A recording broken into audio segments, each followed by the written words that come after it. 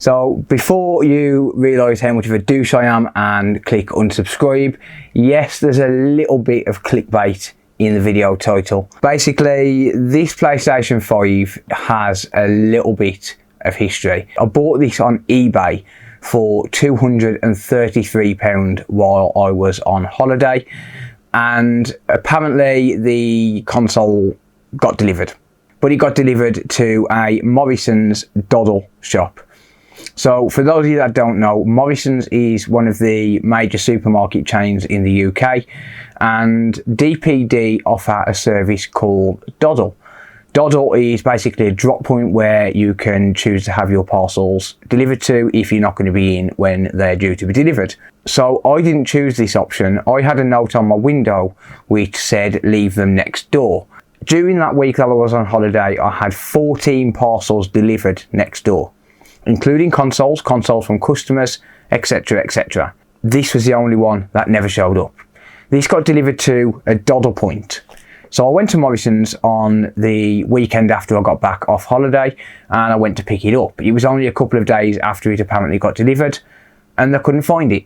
So basically we checked the CCTV, or rather the security checked the CCTV, because they had a rough time of when it was apparently delivered, 4 PM, and it hadn't been delivered at all.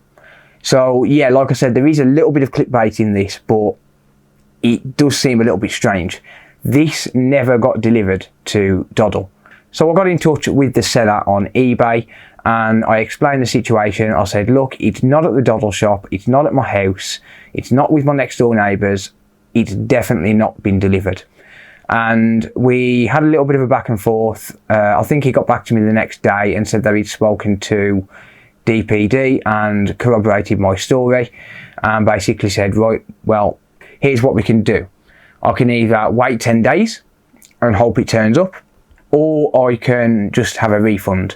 And I basically turned around and said, well, look, it's probably not going to show up, it's missing. So please just send me a refund and then you can claim on the insurance. And that's what the seller did. The seller was fantastic. The seller basically did everything they could to help me and immediately refunded me when they realised I was telling the truth and that it probably was missing. And basically what I said in one of my final messages to the seller is, if it turns up at my house, or if it does somehow turn up at the Doddle shop, then I will return it to you, or I will return your money. And we both agreed and said, yeah, that's fine. So I got the refund and didn't hear anything else. And then a couple of days ago, the seller got in touch out of the blue and said, look, I don't know if it was you that sent this back, but thank you if it was. Do you want to buy it again? It showed up at my door and I'm selling it again. I'm going to list it on eBay, but I'm giving you first offer. Or that's pretty much what they said. And obviously I wanted to buy it because, yeah, clickbait, titles, views, money, all of that sort of stuff. So yeah, I basically set up a private auction with the seller and I basically got this for the same price what I paid the first time, £233. Now, I don't like to throw accusations out there. However, it seems a little bit strange how I had 14 parcels delivered during that week while I was away, and this was the only one that didn't show up. Doesn't make sense. It wasn't at Morrison's. It never got delivered to Morrison's. Yeah, kind of strange. I don't know. But I'll show you the listing. I'm going to show you the messages as well, just so you know I'm not blagging for the sake of views. But yeah, with that being said, if you are new to the channel and you like this type of clickbait, this type of content, then be sure to hit the subscribe button and turn on the bell notifications so that you're notified whenever I release a video. And if you want to support me in any way, then you can do so by heading over to Twitch and becoming a Twitch Prime subscriber. That way you can subscribe for free on Twitch. It helps me out, but it doesn't cost you a penny to do. And I've also got new merch. Not this shirt here, this one's my cute little kitty, but I've also got new merch, so don't forget to check out the description if you want to help me out in that way as well. So with that being said, I'm going to head over to the desktop and we're going to show this listing and then we're going to try and get this working.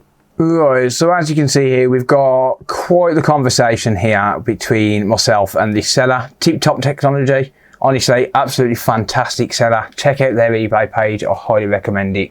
They are genuinely one of the best sellers I've come across on eBay. And yeah, as you can see here, 12th of May, I sent a message. So I'll open that one. So basically I said, hi, I have a few questions. Have there been any prior repair attempts? Could you elaborate on what the listing means when you say hard drive removed, since the SSD is soldered onto the main board? And I said, it wasn't our unit, I'll answer the best I can. We have not been informed that about any previous repair work. Came to us as a dead unit. The main NVMe has been removed. And I was like, oh, okay, fair enough. So yeah, that meant the NVMe. And then I said, thanks for the reply. Do you know what I was doing during the repair attempt? Just trying to get a feel for what I'm letting myself in for. I'll repair them for YouTube content, but I do like to know when possible. And they said only limited repair work was attempted, blah, blah, blah.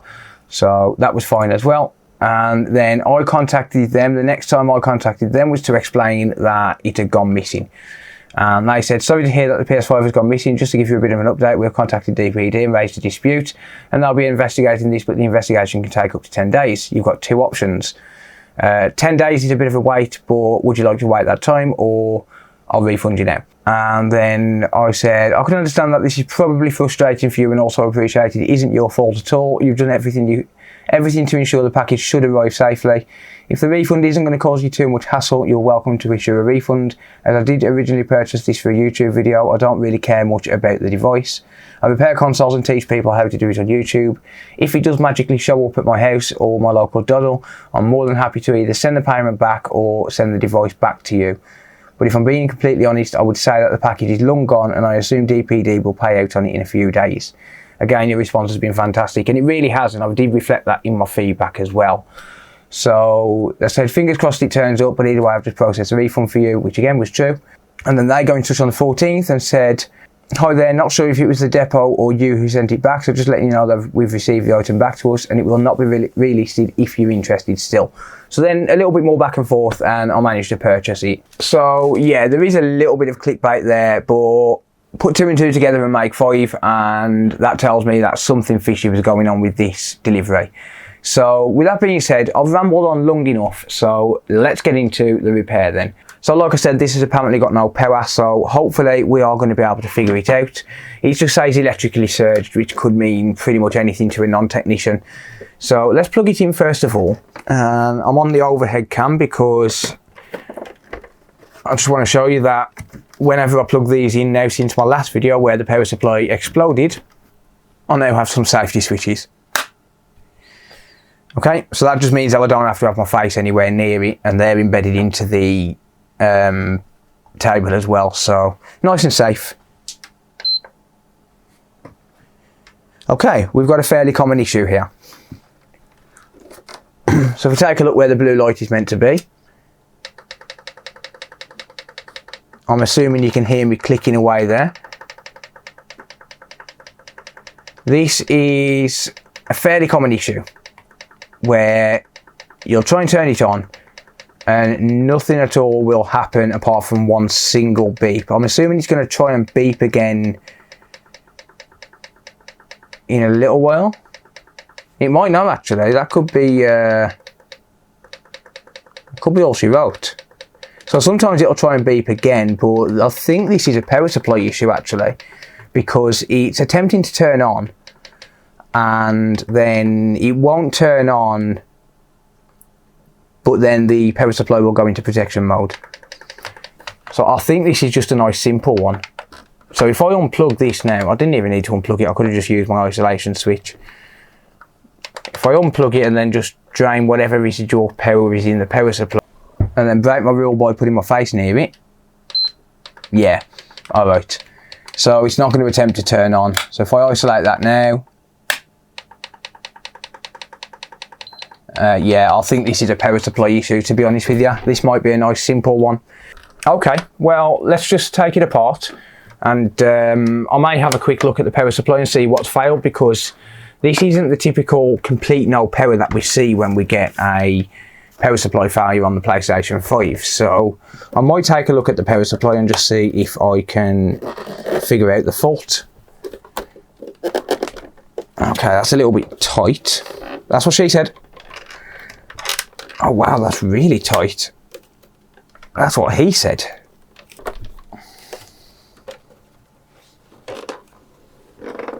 Oh, I'm an idiot. I'm opening it the wrong way.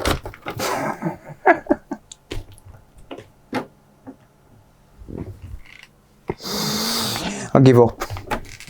Bye.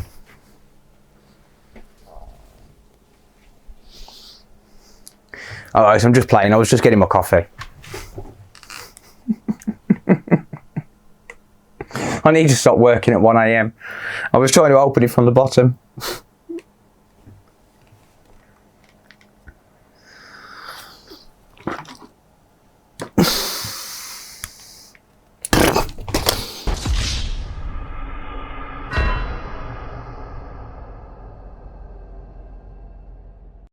Let's pretend that didn't happen, shall we?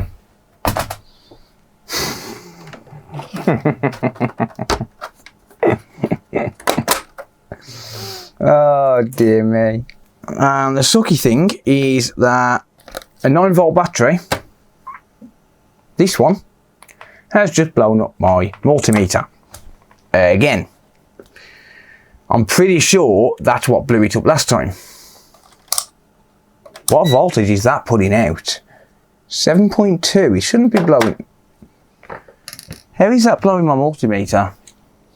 So basically I've just gone to charge this multimeter, or the battery in this multimeter, and it worked fine while it was plugged into this battery, but then I've plugged that battery in and it won't turn on now.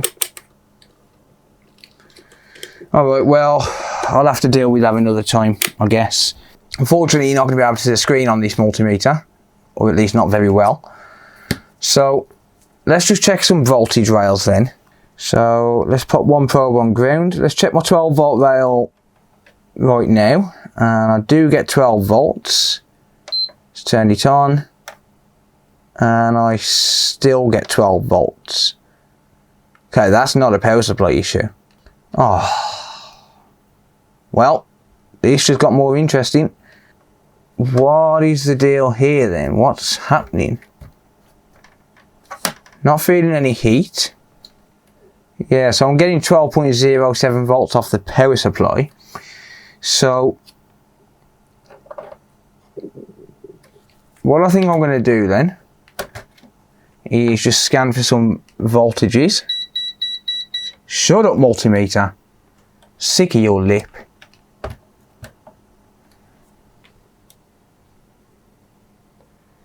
5 volt there, and 5 volts that side. We get 3.3 volts there, which is normal. 5 volts there, 3.3 there,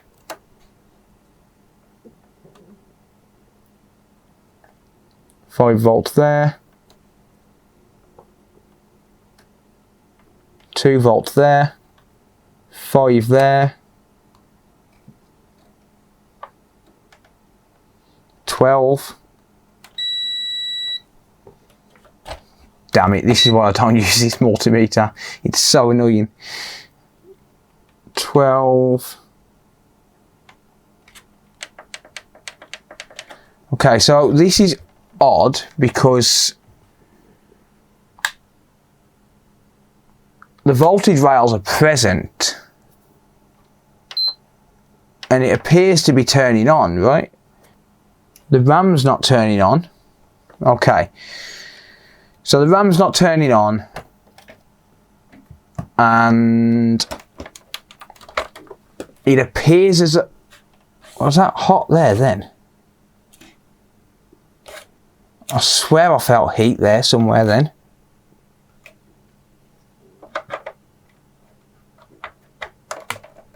My hand is actually stinging a little bit.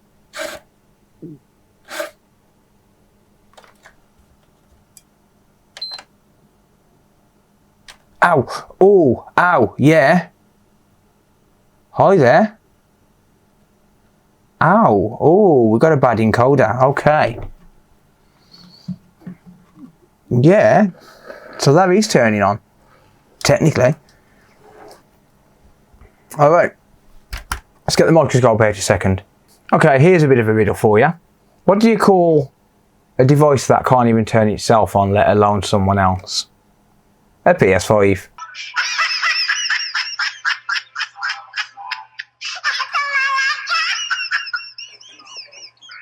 While I was unplugging that then, I felt heat around here somewhere. It is there.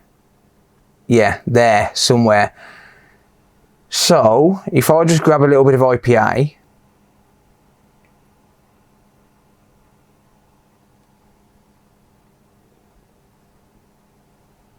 and there is the hotspot.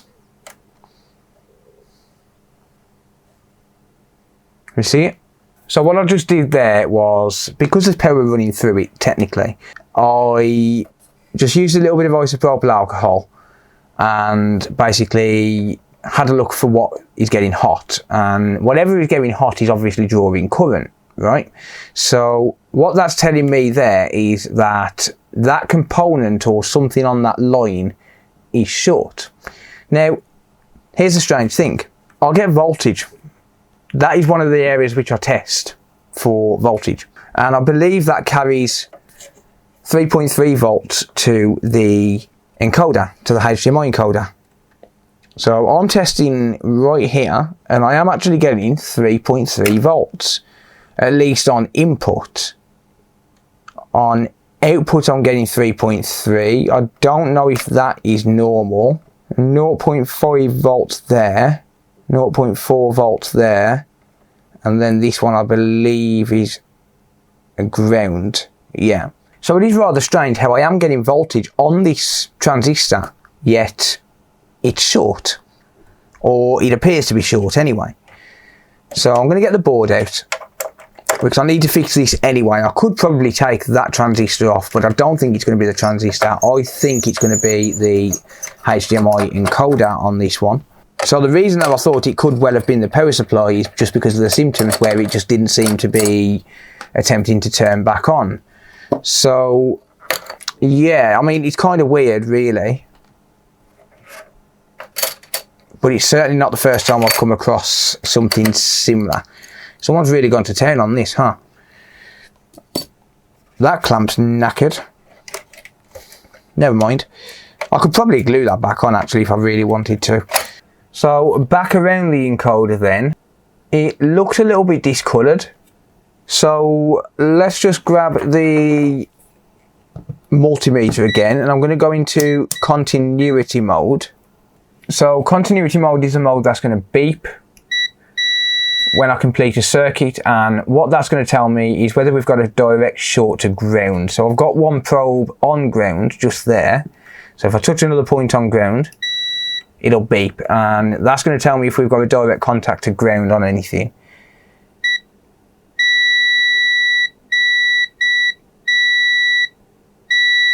And yep, that encoder is shorted to ground.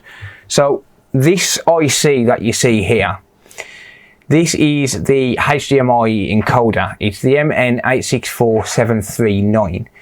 You can buy them from AliExpress. They cost around about £30 for one.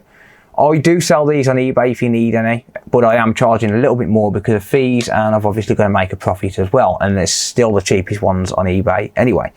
So if you do need one fast in the UK, I can supply one. But basically this is responsible for sending out the HDMI signals to the HDMI port.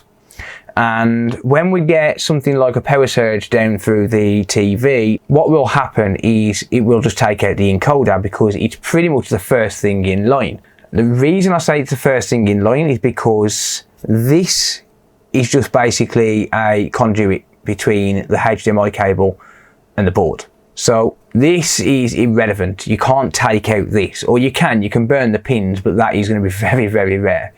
So this is basically just a conduit. So what happens is the power will come through, it'll surge through the data lines, and it will go straight down here and into the HDMI encoder. Shut up, multimeter. So let's get this HDMI encoder removed, shall we? And the reason I'm removing the chip is because all these capacitors on the bottom are shorted, and these ones around here are going to be shorted as well, because they always are on these. So I've got my hot air set at 480 degrees Celsius. That's at 60% airflow.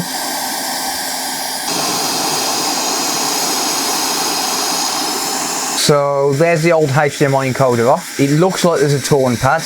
There isn't, just mate, it was just the way that we removed the chip. So don't worry about that pad, it's not torn, I promise. It's just that I used the lift and drop method. So when I put some leaded solder here now, those pads are going to come back, just like magic.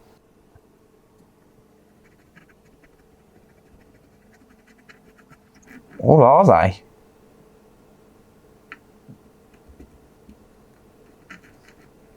Ha, fooled ya. They are pretty badly oxidized though.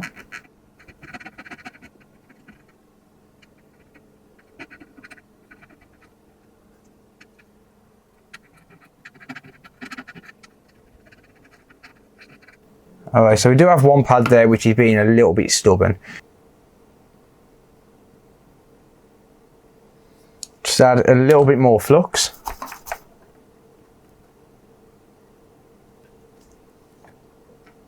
There we go, that got it.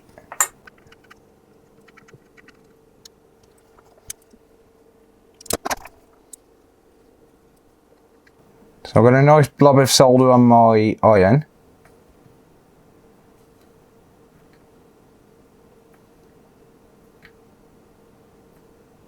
There we go. Those pads are looking nice and fluffy. So before I go any further, I just want to test and make sure that the shorts are gone on those caps. The bottom is going to be ground. And the top, shorts are gone. Excellent. Okay, so that means that we've cleared that short, and that means that that is definitely the fault. Or at least that's one fault. It could still have other issues. So I've got myself a brand new MN864739. As you can see, that is brand spanking new. Like I said, you can buy these from AliExpress, but I am able to supply a couple. So if there's a couple of people in the UK that need one of these desperately, then I should be able to help you out. But I am going to drop my hot air down to 440 degrees Celsius now. And I am also just going to move this chip out of the way. When it comes to things like this, especially when they're expensive, I don't really want to be using hot air on the chip for longer than necessary. So what I'll do is I'll heat the area up and allow the solder to flow before I drop the chip on. And I'll keep the chip well away from the heat while I'm doing so. So the chip's over here in my hand, or rather in the tweezers. And I'm not going to put that chip down until I absolutely have to. So you can see that solder on the middle has started to flow. So now I'll drop the chip roughly in place. Doesn't have to be perfectly aligned, I just want to drop it down. But we've got enough heat in the board now where we can solder it pretty quickly. Surface tension should pull that in.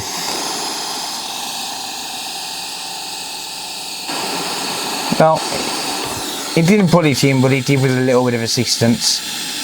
So I'll just allow that to settle, and then, whoops, wasn't quite settled. It is now, there you go. So just allow it to settle and then press down on the chip. I just want to push any excess solder out of the ground pad. And there actually wasn't any. Okay. Well, that works for me too. I'll just add some more flux, and then I'm going to go around the edges with the iron with a nice blob of solder on the iron.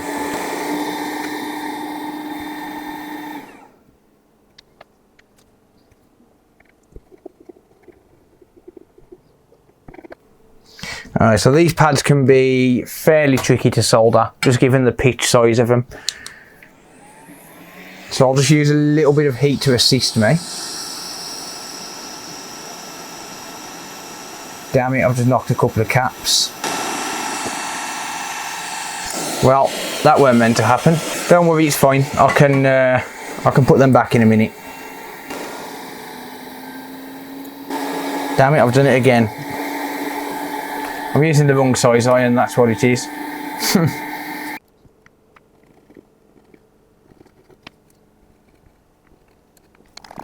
Okay, I'm going to grab some replacement caps off a donor board.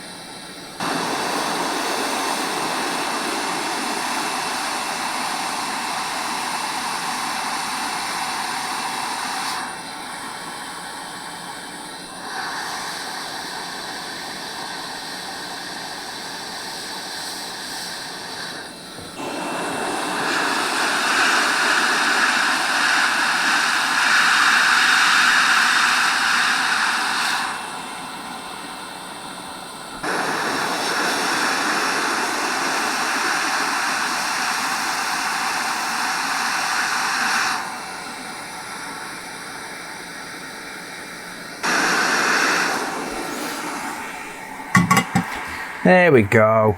I don't even think that's level though, to be honest. The chip doesn't look level now I've zoomed out. Which is probably why I'm struggling to solder it.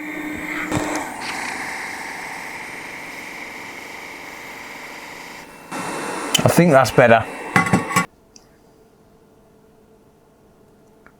So we lined up that side.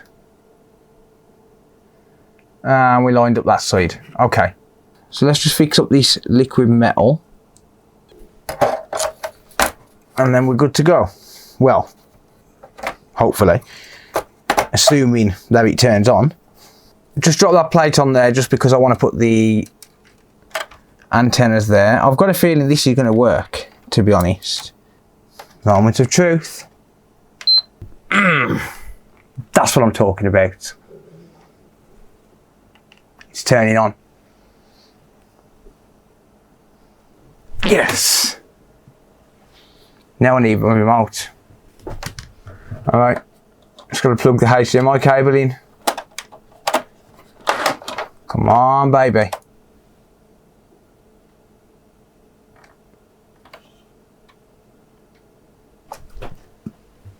Yes.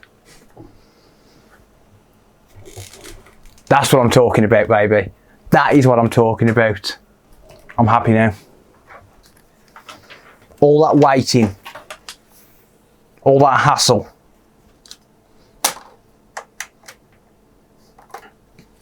All that clickbait. Wow. This was last used around about July 2021, according to the error history. Wow. So it's got an error here saying that it's signed out CE112841-7, and that was on the 26th of July 2021. Wow, that's crazy. That's been broken for quite some time, almost a year. That's nuts, man. And it's working in 4K as well. So if I just move my big head out of the way.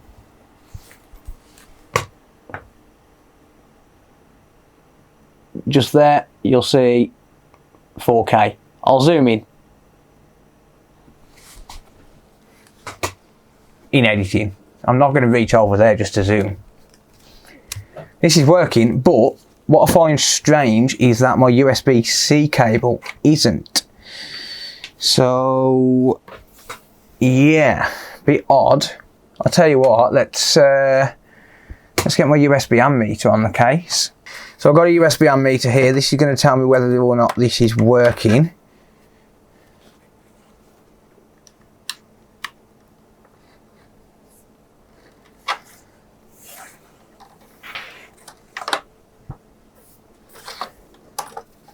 Oh no, it's a lung cable. According to this, the front panel isn't working.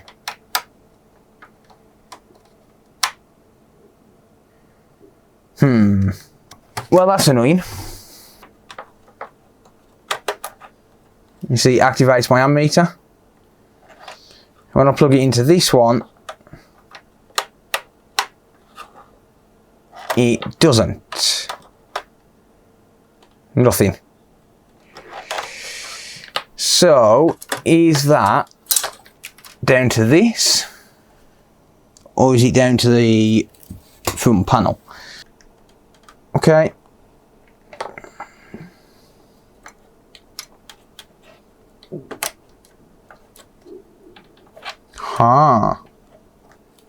Yeah, I'm not giving any power to that USB-C port. No, we're not giving any power to that USB-C port, and it's not the front panel.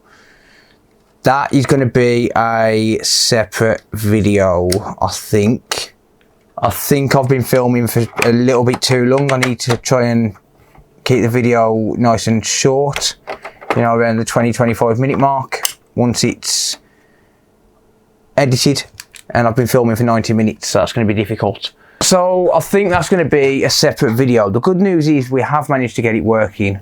Why that USB-C port has failed, I don't know. Or rather the circuit, I would assume, has failed. But yeah, obviously it has. because the front panel's working, because it's allowing me to plug in a USB Type A. So something on there somewhere has failed, and honestly, at the minute, it could be anything. So make sure you look out for part 2, because I am definitely going to try and fault find that and try and figure out what's going on with the USB-C port. There's also a couple of other things that I've got in mind for this console as well, before I actually go ahead and sell it, or before I decide what to do with it. So make sure you get subscribed if you want to check those videos out. I do have a few videos planned for this. I'm going to turn it off because I don't want it overheating. So yeah, make sure you get subscribed if you do want to check those videos out. And if you find these videos entertaining or helpful or anything like that, then there's a Patreon link in the video description. You can support me over there. You can become a Twitch Prime subscriber by linking your Amazon Prime account to Twitch and subscribing to my Twitch channel. Massively helps out the channel and doesn't cost you a penny. Just costs you a couple of minutes of time if you've already got Prime. That rhymes. Couldn't think of anything else.